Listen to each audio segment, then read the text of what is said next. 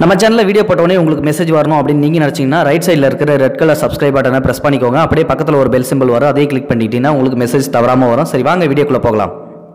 வணக்கம் நண்பர்களே. ஒரு மளிகை கடைக்காரரு, அவருக்கு 3 பசங்க. அவர் பேர் மணி, அவர் பொண்டாட்டி பேர் பார்வதி. அவருக்கு 3 பசங்க இருக்காங்க. இந்த 3 பசங்களையும் வச்சுக்கிட்டு அவரோட பொண்டாட்டியோட ஒரு மளிகை கடையை வச்சுட்டு ரொம்ப சந்தோஷமாக தான் வாழ்ந்து வந்துகிட்டு இருக்காரு. அப்படி இருக்கிற சமயத்தில் திடீர்னு ஒரு பையன் பிச்சைக்காரத்தனமாக வந்து கடைக்கு முன்னாடி நிற்கிறான். கடையை ஏற்று பார்த்துக்கிட்டு இருக்கான். என்னடா அது திடீர்னு வந்து கடைக்கு முன்னாடி வந்து பார்த்துக்கிட்டு இருக்கானே, பார்க்குறதுக்கு ரொம்ப பாவமாக இருக்கானே, என்னன்னு சொல்லிட்டு வந்து விசாரிக்கலாம் அப்படின்ட்டு, இந்தாப்பா காசு அப்படின்னு சொல்லிட்டு காசை கொடுக்குறாரு. ஒரு 10 ரூபாய் கொடுத்ததுக்கப்புறம் அந்த பையன் என்ன பண்ணுறான்னா, எனக்கு வந்து பைசெல்லாம் வேணாம், எனக்கு பசிக்குது, ஏதாவது கொடுங்க அப்படின்றான். இவர் கண்ணில் கண்ணீர் வந்துருச்சு. சரி அப்படின்னு சொல்லிட்டு ரவுண்டாக ஒரு பன்னு ஒன்று இருக்குது, அதை எடுத்து கொடுத்துட்டு, இந்தாப்பா இங்கே உட்காந்து சாப்பிடு அப்படின்னு சொல்லிட்டு சாப்பிட்றான். அந்த பண்ணை டக்குன்னு உடனே சாப்பிட்றான். மறுபடியும் இன்னொரு பண்ணை எடுத்து கொடுத்துட்டு தண்ணி கொடுத்துட்டு, இந்தப்பா இதை தண்ணி குடி அப்படின்னு சொல்லிட்டு ஒரு கிளாஸில் தண்ணி குடிக்கும்போது அதை வாங்கி குடிச்சிட்டு, அதுக்கப்புறமா வந்து சரிங்கய்யா நான் போகிறேன், ரொம்ப நன்றி அப்படின்னு சொல்லிட்டு அந்த சின்ன பையன் சொல்கிறான். ஒரு 7 வயசு 8 வயசு இருக்கும் அந்த பையனுக்கு. அந்த பையன் பேர் வந்து பாபு. தம்பி உன் பேர் என்னன்னு சொல்லிட்டு வந்து கேட்குறாப்புல. என் பேர் பாபுங்க ஐயான்றாப்புல. ஏன்பா உனக்கு அப்பா அம்மா யாரும் இல்லையா, ஏன் இப்படி இந்த நிலமையில் இருக்கிற அப்படின்னு சொல்லி கேட்கும்போது, நான் பிறக்கும்போதே நான் எங்கள் அம்மாவை பார்த்ததில்ல, அப்பா இறந்து 7 நாள் தான் ஆச்சு. அப்புறம் இப்போ எங்கப்பா போகிற, ஏதாவது சொந்தக்காரங்க வீட்டுக்காச்சும் போறியா?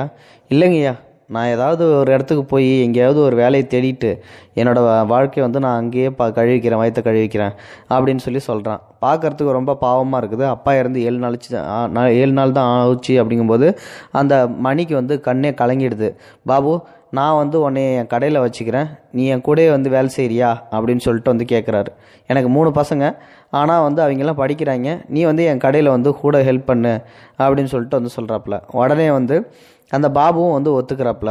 சரி, நான் வந்து அப்பப்போ வெளியில் போவேன், அப்போ நீ தான் வந்து கடையெல்லாம் பார்த்துக்கிற மாதிரி இருக்கும். இப்போ நீ சின்ன பையங்கிறதால சமயத்துக்கு வந்து நான் உன் கூடவே இருக்கேன், கொஞ்சம் பெரிய நான் உடனே வந்து நீ வந்து நான் வெளில போகிறத வந்து அட்ஜஸ்ட் பண்ணிக்கணும் அப்படின்றாங்க. சரிங்கய்யா, நீங்கள் என்ன வேலை கொடுத்தாலும் நான் செய்கிறேன் அப்படின்றாங்க. நேராக வந்து அந்த பையனை கூட்டிகிட்டு போயிட்டு பொன்னாடி பார்வதி கிட்ட வந்து இன்ட்ரடியூஸ் பண்ணி வைக்கிறப்பல, இவன் பேர் பாபு, சின்ன பையன், இவங்க அப்பா அம்மா யாருமே இல்லை, இறந்து போயிட்டாங்க, இனிமேட்டு நம்ம வீட்டில் தான் இருப்பான், நம்ம கூட தான் சாப்பாடு, நாளைக்கு காலையில் இவங்களுக்கு வந்து சாப்பாடு ரெடி பண்ணி நம்ம மளிகை கடையில் தான் வேலை செய்வான் அப்படின்னு சொல்லிட்டு வந்து சொல்கிறாரு. சரிங்க அப்படின்னு சொல்லிட்டு, அதோட கூட இவனுக்கு வந்து சட்டை கிட்ட எதுவும் இல்லை, நம்ம 3வது பையனோட சட்டை வந்து இவனுக்கு செட் ஆகும், அவனோட சட்டை எடுத்து கொடுத்துரு அப்படின்றாங்க. சரின்னு சொல்லிட்டு சட்டையும் எடுத்து கொடுக்குறாங்க. இவனும் அதை வாங்கி போட்டுக்கிட்டு நமக்கு தெய்வம் முதலாளி தான் அப்படின்னு சொல்லிட்டு கூர்மையாக வந்து வேலையை செய்ய ஆரம்பிக்கிறான். பயங்கரமாக வந்து அவன் பாட்டுக்கும் கூப்பிட்ட குரலுக்கு ஓடி வருவான். எந்த சொல் பேச்சும் கேட்காம அவன் பாட்டுக்கு ஊதாரித்தனமாக சுத்த மாட்டான். முதலாளி என்ன சொல்கிறாரோ அதை செஞ்சுக்கிட்டே இருப்பான். இப்படி செஞ்சுக்கிட்டே இருக்கும்போது வந்து பார்த்திங்கன்னா அவனுக்கு வந்து திடீர்னு இந்த 1 மாதம் சம்பளம் முடிஞ்சிருது. 1 மாதம் முடிஞ்ச உடனே சம்பளம் வந்து முதலாளி, டேங்க வாடா, உனக்கு வந்து இன்னிலிருந்து மாத சம்பளம் வந்து 300 ரூபா, இந்த வாங்கிக்க அப்படின்னு சொல்லிட்டு வந்து கொடுக்குறாரு. எனக்கு வந்து அந்த சம்பளம் வேணாயா, எனக்கு வாழ்க்கையை நீங்கள் தான் கொடுத்துருக்கீங்க, நான் எனக்கு தேவைப்படுறப்போ எனக்கு பைசான்னு எப்போ கேட்குறனோ அப்போ மட்டும் கொடுங்கயா போதும் அப்படின்னு சொல்லிட்டு வந்து சொல்கிறான்.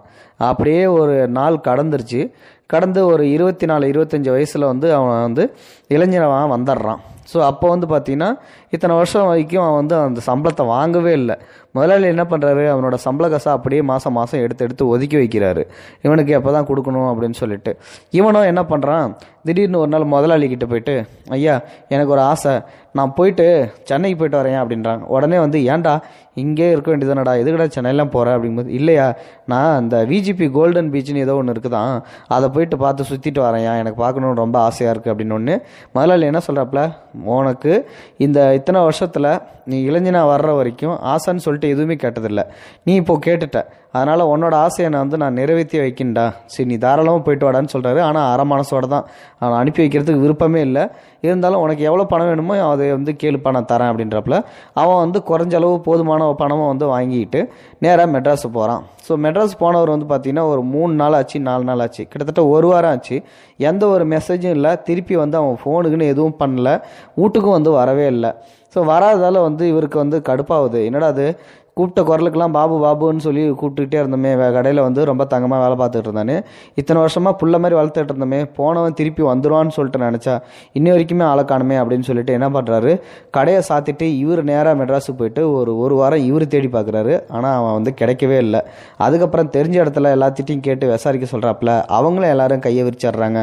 என்னடா பண்ணுறது அப்படின்னு சொல்லிட்டு முதலாளி திருப்பி சோர்ந்து போய் இங்கிட்ட வராரு. வந்ததுக்கப்புறம் வந்து பார்த்தீங்கன்னா அப்படியே சோர்ந்து வந்து வேலை பார்த்துட்டு இருக்காரு. இந்த மாதிரி ஒரு சுச்சுவேஷனில் ஏற்ற கடைக்காரன் வந்து என்ன பண்ணுறான் அப்படின்னா, எனக்கு வந்து இந்த கடையில் வந்து வியாபாரம் இல்லை, நான் இந்த கடையை ஊற்றி மூடிட்டு வேறு பிஸ்னஸ் பார்க்க போகிறேன், நீ வந்து எடுத்துக்கிறியா மணி அப்படின்னு சொல்லிட்டு வந்து அந்த கடையை அவர்கிட்ட கேட்கும்போது, நானே ஏற்கனவே சோகத்தில் இருக்கேன், என் புள்ள மாதிரி வளர்த்துட்டு இருந்த பாபுவை அவனே காணோன்னு சொல்லிட்டு செம்ம கடுப்பில் இருக்கேன், என்னையா நீ இது வேறு எதுவும் சொல்லிட்டு போது, பரவாயில்ல யோசிச்சு சொல்லு, எதுவாக இருந்தாலும் உன்னோட நல்லதுக்கு தான் அப்படின்றாங்க.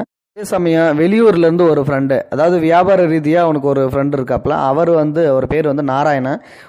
அவரும் கடைக்கு திடீர்னு வந்துட்டு, நாராயணா நான் இந்த மாதிரி வந்து என் மச்சனை ஒரு பிஸ்னஸ் ஒன்று ஆரம்பிக்க போகிறான், அவனுக்கிட்ட வந்து இந்த மாதிரி ஃபர்னிச்சர் ஐட்டம்லாம் புது புது பாத்திரம் எல்லாம் ரெடி பண்ணுறான், அதனால் நீ என்ன பண்ணுற, ஒரு பாத்திர கடை ஒன்று போட்டுரு ஆரம்பிச்சிரு அப்படின்னு சொல்லிட்டு வந்து சொல்கிறாப்புல. ஸோ இது வந்து மேட்ச் ஆகிற மாதிரி இருக்குது இவருக்கு. ஏற்ற கடை ஃப்ரீயாக போகுது, அதே மாதிரி பாத்திர வியாபாரமும் வரப்போதாச்சு, நம்ம ஏன் மளிகை கடையிலே இருக்கணும், பாத்திர வியாபாரம் ஆரம்பிக்கலாம். ஆனால் நம்மக்கிட்ட கை காசுன்னு சொல்லி பெருசாக ஒன்றும் இல்லை, இந்த மளிகை கடை தான் இருக்குது. ஆனால் காசுன்னு சொல்லி பார்த்தா பாபுவோட காசு தான் இத்தனை வருஷத்தில் சேர்த்து வச்சது இருக்குது அப்படின்னு சொல்லிட்டு வந்து யோசிச்சுட்டு இருக்கான். சரி என்னதான் ஆனாலும் ஆகட்டும், பாபு தான் இவ்வளோ நாள் ஆச்சு அப்படின்னு சொல்லிட்டு வந்து வரவே இல்லையன்ட்டு என்ன பண்ணுறாப்புல, பொண்டாட்டிகிட்ட போயிட்டு கேட்குறாப்புல ஒரு ஐடியா. இந்த மாதிரி பாபுவோட காசு இருக்குது, அதை வச்சு ஏற்ற கடைக்காரன் வந்து காலி பண்ண போகிறான்றான், எனக்கு தெரிஞ்சவன் ஒருத்தனோட மச்சனை வந்து பாத்திரம் வந்து புதுசாக தயாரிக்க போகிறானா, அதை வாங்கி கொண்டாந்து ஏற்ற கடையில் வச்சு விற்க போகிறேன், என்ன சொல்கிறேன் அப்படிங்கும்போது, எதுவாக இருந்தாலும் உங்களோட விருப்பம் தான், நீங்கள் செய்கிறதா இருந்தால் செய்யுங்க அப்படின்னு சொல்லிட்டு பொண்டாட்டியும் உத்தரவு கொடுத்துட்றாங்க. அதே போல் என்ன பண்ணுறான் அப்படின்னா, அவன் அந்த பாத்திர கடையை வந்து ஆரம்பிக்கிறான். ஸோ பாத்திர கடையை வந்து இந்த பாபுவோட காசுலேயே போட்டு ஆரம்பித்ததுக்கு அப்புறம் வந்து பார்த்திங்கன்னா வியாபாரம் நல்லா பயங்கரமாக பிச்சுக்கிட்டு பறக்க ஆரம்பிக்குது. அப்படியே அவன் என்ன பண்ணுறான்னா, அந்த பாத்திர கடையிலே திடீர்னு வந்து ஃபர்னிச்சர் ஐட்டம் ஃபுல்லாக இறக்குறான். சோஃபா, கட்டில், பீரோ அப்படி இப்படின்னு சொல்லிட்டு நிறைய ஃபர்னிச்சர் ஐட்டமும் இறக்கி மொத்தமாக அப்படியே ஃபர்னிச்சர் மாதிரி வச்சு விற்க ஆரம்பிச்சிடுறான். இப்போ என்ன பண்ணுதுன்னா, அவனுக்கு அப்படியே அந்த வியாபாரம் பயங்கரமாக பெருகுது. அதை வச்சு நிறைய கடைகளை வந்து ஓப்பன் பண்ணுறான். இவனுக்கு வந்து 5-6 கடை கிட்டத்தட்ட ஓப்பன் ஆகிடுது. பயங்கர பெரிய அளவாகவும் ஆகிப்படுறான். திடீர்னு ஒரு சின்ன மளிகை கடையை வச்சு நடத்த ஆரம்பித்தவன் இந்த காசை போட்டு ஆரம்பிச்சோன்னே அவ்வளோ பெரிய பணக்காரன் ஆகிப்படுறான். இந்த அப்படியே கிட்டத்தட்ட வந்து ஒரு 7 வருஷம் ஆகி போச்சு. ஒரு 5-6 கடைக்கு மேலே வந்து ஓப்பன் பண்ணி நல்லா சந்தோஷமாக வாழ்ந்து வந்துகிட்டு இருக்கான். ஆனாலும் அந்த மளிகை கடையில் தான் இவன் ஓனராக உட்காந்துருப்பான். மற்ற கடைக்கு எல்லாத்துக்குமே ஒரு ஆளை தான் இன்சார்ஜாக போட்டு வச்சுக்கிட்டு இருப்பான். இப்போது என்ன ஆகுதுன்னா, மளிகை கடையை திறந்துட்டு வழக்கம் போல் காலைல ஒரு 10 மணி வாக்கில் உட்காந்துருக்காப்புல வியாபாரத்தை பார்த்துக்கிட்டு. அப்போ தூரத்தில் இருந்து ஒரு ஆள் வர்ற மாதிரி வந்து தெரியுது. நல்லா உத்து பார்க்கும்போது பாபுவாக தெரியுது. உடனே இவருக்கு கண்ணில் கலங்கி, என்னடா அது நம்ம பாபுவா இப்படி வரான் அப்படின்னு சொல்லிட்டு உடனே கடையை விட்டு இறங்கி வெளில வந்து, பாபு என்னடா பண்ணுற, எப்படா இருக்கா அப்படி இப்படின்னு சொல்லிட்டு கட்டி தறியோ அழுகுறாப்புல. போங்க முதலாளி, நான் உங்களுக்கு துரோகம் பண்ணிட்டேன் அப்படின்னு சொல்லிட்டு வந்து சொல்கிறாப்புல. அப்போ தான் வந்து இவர் என்ன சொல்கிறாப்புல, ஏன்டா என்னடாச்சு, என்ன சொல்லு, மெட்ராஸுக்கு போனி ஏன் திருப்பி வரவே இல்லைங்கும்போது, இல்லை முதலாளி, ஒரு பொண்ணோட மானத்தை காப்பாற்றுறதுக்கு, அதாவது ஒருத்தன் ஒரு பொண்ணுக்கிட்ட தப்பாக நடக்க முயற்சி பண்ணால் அவனை வந்து நான் அந்த பொண்ணை காப்பாற்ற போகும்போது யதார்த்தமாக வந்து ஒரு சின்ன ஆக்சிடெண்ட் ஆகிடுச்சு, அவன் வந்து இறந்து போயிட்டான், அதனால் என்ன குற்றவாளியாக ஆக்கிட்டாங்க, நான் தான் அந்த பையனை கொண்டுட்டு பொண்ணை கெடுத்த மாதிரி அப்படின்னு சொல்லிட்டு கேஸை வந்து இது பண்ணிட்டாங்க. அந்த பையன் பெரிய பணக்கார பையன், அதனால் என் மேலே கேஸ் விழுந்துருச்சு.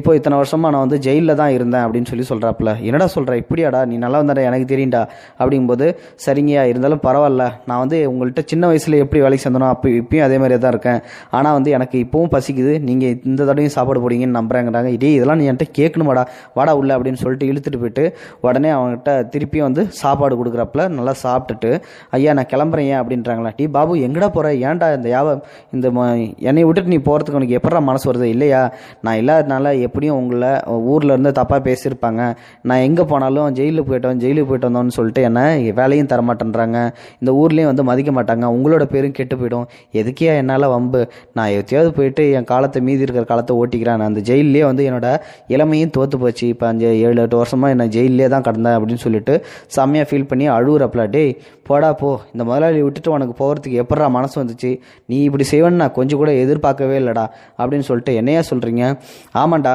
உனக்காக நான் என்னென்ன பண்ணி வச்சுருக்கேன் தெரியுமா, அப்படியே போ, அந்த எதிர்த்தாப்பில் இருக்கிற ஒரு ஃபர்னிச்சர் கடை, அந்த ஃபர்னிச்சர் கடையில் போய் உக்காந்துட்டு நீயே அந்த முதலாளி கல்லாப்பேட்டையில் உக்காந்து நீயே அந்த கடையை பார்த்துக்கடா அப்படின்னு சொல்லிட்டு கதையை திரும்பி பார்க்க சொல்கிறாப்புல. கடையை திரும்பி பார்த்தா பாபு ஃபர்னிச்சர்னு சொல்லிட்டு இருக்குது. அப்படியே இவனுக்கு செம்ம தூக்கி வாரி போடுது. என்ன முதலாளி சொல்கிறீங்க? ஆமாண்டா, இந்த வியாபாரத்தை வந்து நான் ஸ்டார்ட் பண்ணேன், ஆனால் அதில் உன்னோட பைசாவை தான் போட்டு ஸ்டார்ட் பண்ணேன். அதனால் அந்த பைசா எனக்கு சொந்தமானதே கிடையாது, இது எல்லாமே உனக்கு சொந்தமானது தான் அப்படின்னு சொல்லிட்டு வந்து சொல்கிறாப்புல. போய் குளிச்சுட்டு சாப்பிட்டுட்டு நல்லா ட்ரெஸ்ஸை போட்டுட்டு வந்து கடையில் உட்காந்து வியாபாரத்தை பார்க்குற, அதை விட்டுட்டு வேறு ஏதாவது பண்ண அவ்வளோதான், என்னை கடங்காரனாக்கலான்னு பார்க்குறியா? நான் ஒரு காலமாக அதுக்கு அதிக அனுமதிக்கவே மாட்டேன். உன் காசு என்கிட்ட என்றைக்குமே இருக்கக்கூடாது, நீ என்றைக்குமே என் கூட தான்டா இருக்குன்னு சொல்லிட்டு அந்த முதலாளிகிட்ட சொல்லும்போது, அந்த பையன்கிட்ட சொல்லும்போது முதலாளி ஓடி வந்து கட்டி பிடிச்சி செம்மையாக கதறி செம்மையாக அழுகுறானா. உடனே வந்து முதலாளியும் நான் ஒன்றை விட்டுட்டு என்னால் இருக்க முடியாதுங்கும்போது, ஐயா நான் தப்பு பண்ணிட்டேயா, மன்னிச்சிருங்கயா, நான் உங்கள் கூடயே இருக்கிறேயா, ஆனாலும் இத்தனை சொத்து எனக்கு தேவையே இல்லையா, இதில் பாதி உங்களால் வந்தது தான், அதனால் நீங்களும் இதில் பார்ட்னர்ஷிப் எடுத்துக்கணும் அப்படின்னு சொல்கிறாங்களாம். இது இப்படியே வந்து 2 பேரும் கட்டி தழுவி வந்து அழுதுக்கிறாங்க. இது ஒரு பெரிய ஸ்டோரி, ஒரு சென்டிமெண்டல் ஸ்டோரி தான். இந்த ஸ்டோரி பற்றின கருத்துக்களை மறக்காமல் உங்களோட கமெண்ட் பாக்ஸில் சொல்லுங்கள். இந்த வீடியோ பிடிச்சிருந்தா லைக் பண்ணுங்கள், உங்கள் ஃப்ரெண்ட்ஸுங்களுக்கு ஷேர் பண்ணி விடுங்க, கூடவே நம்ம சேனலையும் சப்ஸ்கிரைப் பண்ணி விட்டுருங்க. தேங்க்யூ ஃபார் வாட்சிங். இது போன்ற செய்திகளை உடனுக்குடன் நீங்கள் தெரிந்து கொள்ள மறக்காமல் எங்களுடைய சேனலை சப்ஸ்கிரைப் செய்யவும், கூடவே பக்கத்தில் வரும் பெல் ஐக்கானையும் கிளிக் செய்யவும்.